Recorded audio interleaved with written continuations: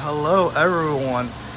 We are at Port Orleans Riverside, room 8261, in the Magnolian section.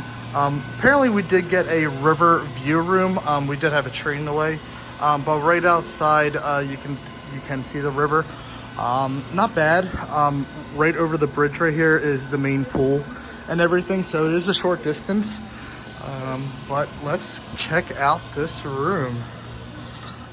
As soon as we walk in, we did notice that this is the best smelling room we've ever been in. I don't know what they sprayed, but it's absolutely amazing. It doesn't look like it's a newer room, but everything looks clean and fresh. You can tell on the walls though, that it just hasn't been updated in a little bit, but everything looks like it's in great quality still. Here are the beds, and then right behind the beds, this is like Tiana's place. It's actually really nice, in my opinion. Really nice TV, so they definitely updated the TV. Right in here, you have a refrigerator. There is no freezer. And then also you do have a couple drawers, which is really nice. There's enough space underneath to fit a whole suitcase, which is wonderful.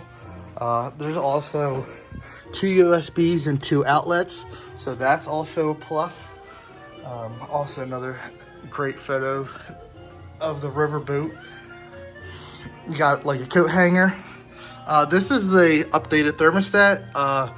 The temperature only goes down to 68. I'm pretty sure the older ones went down lower than that. We like it cold, but we will deal with it.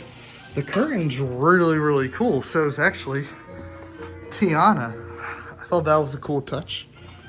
And then we go into the bathroom area. Of course, you got your hangers, your double vanity.